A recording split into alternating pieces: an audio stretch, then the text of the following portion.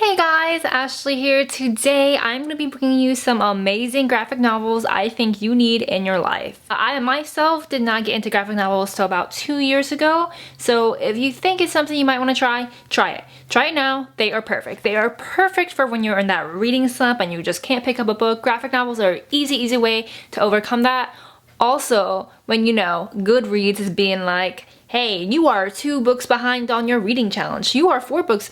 GOODREADS, I know I'm behind on my reading challenge. So you know how you can make that up? By reading a graphic novel. Cause you know, you don't think graphic novels count as reading a book? They do. If GOODREADS says it counts, it counts. So you can make up that challenge. But anyway, guys, here are some graphic novels I think you should read. So let's just get to it.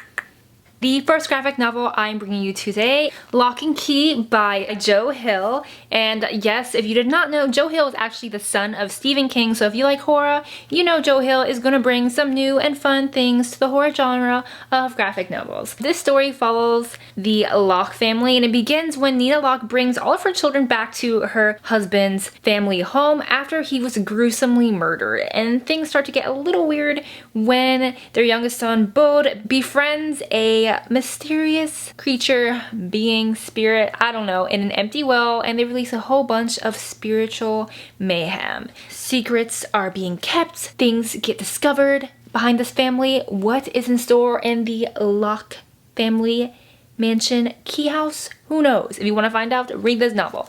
I wasn't, to be honest, a super fan of the artwork at first in this one. I'm just gonna flip through some pages, but the story is actually pretty gripping. I stayed up pretty late and it is actually pretty creepy. So if you like horror, check this one out. It's super addictive and I highly recommend it. Next up, we have Alex and Ada by Jonathan Luna. So this one follows a boy named Alex, and he lives in a world where realistic androids are a thing. And they even have technology that wakes you up, makes you coffee. They have little bots that do everything for you.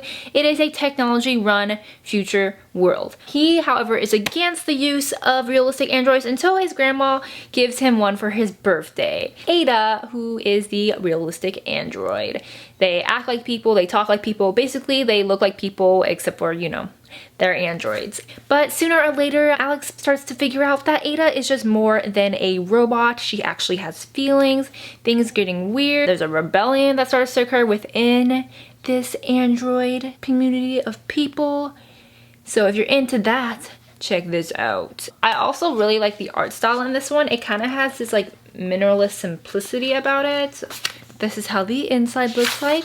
This is a 3-volume series, so it is super easy to read. Guys, I really like this series. If you're into that kind of thing with androids, future, taking over, robots, people, emotions, what is humanity, basically? What does it mean to be human? Are you an android? Are you a human? What does it mean? Check this out. Yeah. Next up, I have the ever so popular Saga by Brian K. Vaughan. I'm sure you've heard about this one. A lot of people are reading this right now or have been for the last couple years. If you have not, this is about these 2, would you call them people? Creatures. These 2 soldiers from different races that are in take of a never-ending galactic war, fall in love, make a baby, and this is basically their story of survival and how they're trying to raise their daughter into a war-driven world where they're not so accepting of someone like her. This is an amazing space drama, sci-fi, fantasy, space opera type of thing. There's lots of action, lots of cool and interesting and creepy characters that you meet, and not to mention the artwork is amazing. Look at the colors. The colors are gorgeous. Yes. I will warn you, it does have some adult content in here, so if you're a little wary about that, I would maybe stray away from this one. It is an ongoing series. I just got volume 7 in the mail, and it's still going on, so I have no idea when this is going to end, but I can just tell you that this is amazing.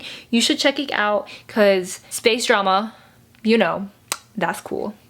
Alright, next up, I also have another one by Brian K. Vaughan, Paper Girls. I have not read this one yet. I read half of it and I already know I love it, so I'm going to include it in this recommendation video. This one I picked up right after I finished Stranger Things last year because it totally gives me that vibe. It takes place in 1988 and early hours of Halloween and follows 4 12-year-old girls that run a paper running newspaper business, obviously, as it's called Paper Girls, and they're on bikes.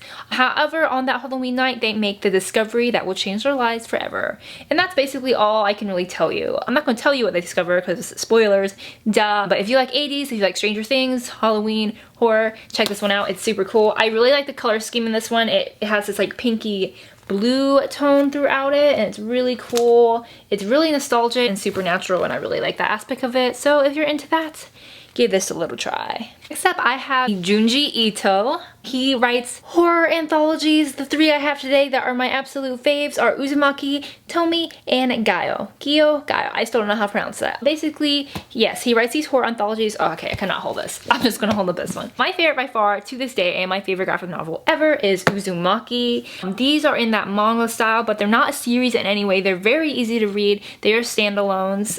I have the bind-up editions. They do come in separate volumes, but like I said, I just bought the bind-up editions because they're really pretty. Look at that. That is amazing. And yes, if you could not tell, this is a horror. He writes horror. Junji Ito is probably the most brilliant horror novelist, artist, person I have ever read. Amazing. They all follow the similar themes of small town mysteries. Uzumaki in particular, which is my all-time favorite, is a spiral horror novel. Yes, I said spiral horror. The cover even says spiral into horror. Basically, the small town is plagued by the obsession of the spiral, like legit spiral. Like people start turning into spirals, spirals become the obsession. Sounds weird, hard to imagine, but honestly, just go into it, you will love it. It is mind-blowing and crazy, and the best thing I have possibly ever read to this day. I read this in a day. It's so doable. Read it. His other ones, I did enjoy them, but probably not as much. They follow similar themes, like I said, of small town mysteries. Tomi is about a girl who was murdered, cut into pieces, and hidden by her classmates, and then she comes back to life and terrorizes them and everybody because she does not die. You know, your basic drama. Gaio is about fish, and that's all I can really say about that. And the garage is going off. Really, Mom? Now I gotta wait. If you like horror and you like graphic novels, please check these out. I highly recommend. And he also has mini novels as well that are also horror, but these 3 by far are his most prized works, and I highly recommend them. Alright guys, that is the end of my graphic novels recommendation video. I hope you enjoyed it. Like I said, don't be afraid to try graphic novels. They're really great to get over reading slumps and help you go towards that challenge. You never know if you like them until you try them. I didn't know, and now I'm obsessed with graphic novels. There's all different kinds of graphic novels that gear towards different type of people and different art styles, so you never know what you like until you try it. My name is Ashley. This is Ashley Out Page. As always, if you enjoyed this video, please give it a thumbs up in the down bar below and subscribe. Let me know in the comments any graphic novels that you really enjoy or that you've been meaning to try. I'd love to know. Thanks for watching this video, and I'll see you guys next time. Bye!